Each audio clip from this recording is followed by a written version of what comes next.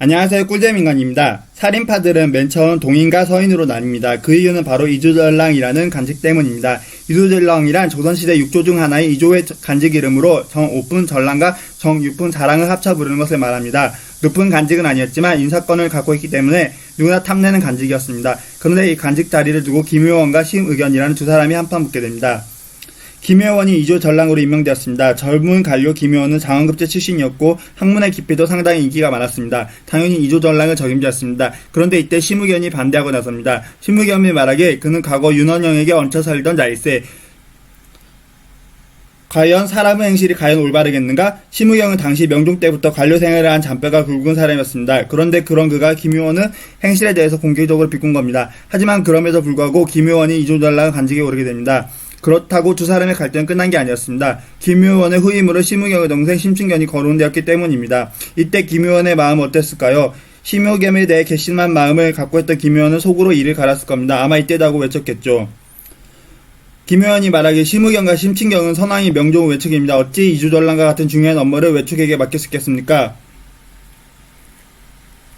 김효원과 심의겸의 대립은 어떻게 보면 뒤끝있는 등한자가 다소 유치한 신경전 같은 겁니다. 결국 김효원과 심의겸은 더욱 미워하는 마음을 갖게 되었고 이들을 중심으로 점차 살인 세력이 동인과 서인으로 나뉘게 된 겁니다.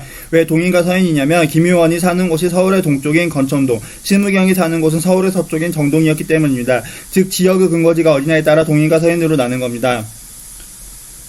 그런데 동인은 한 번 더 갈라지게 됩니다. 다시 남인과 북인으로 분열된 거죠. 그 이유는 무엇일까요? 바로 1589년에 정여립의 모반 사건을 발발했기 때문입니다. 정여립을 둘러싸고 동인이 분열된 겁니다. 정여립은 1570년에 과거에 급제하여 오늘날 외교부와 교육부 기능을 하는 예조자랑이 되었습니다. 그는 율곡 2의 문화생이었습니다. 서인 쪽에서 활동하였고 초기의 간직 생활도 서인들과 함께했습니다. 하지만 이후 당시 정권을 장악하고 있던 동일편에 들어가 서인의 이익, 성원 등을 비판하기 시작합니다. 서인의 입장에서 어떻겠어요? 처음부터 욕했던 사람보다도 더 미울 수밖에 없을 겁니다. 이 일은 다른 사람이라면 그럴 수 있어도 여립은 그렇게 할 수가 없습니다. 여립은 본래 이의 문화생으로서 몸에 학사의 명함을 띠고 조정에 들어와 천안을 뵙게 된 것도 모두 이의 힘이 이었습니다. 선조실록 19년 18년 5월 28일 정여립의 박쥐 같은 행동에 화가 나 의주목사 서익은 왕에게 글을 올려 이를 비판할 정도였습니다. 이후 정여립은 동인을 지지했음에도 불구하고 결국 간직에서 물러나 고향으로 낙향하였습니다. 그리고 고향에서 대동계라는 모반 단체를 조직해서 사람들과 군사를 하여 세력을 모았습니다. 하지만 이러한 정여립의 활동 결국 그의 발목을 잡게 됩니다. 1589년 임금님께 한 상소가 날아옵니다. 정여립이 한강이 열매 한양으로 쳐들어와 병주판서 신립과 조정의 신하들을 죽이고 어명을 위조하여 지방관들을 파직하고 죽일 거라는 역무를 깨하고 있다고 합니다. 정여립의 역무 소식에 당시 권력을 잡고 있던 동인들은 당황할 수밖에 없었습니다. 당시 정여립은 동인에 속했던지라 동인들은 정여립을 결백으로 주장해왔습니다.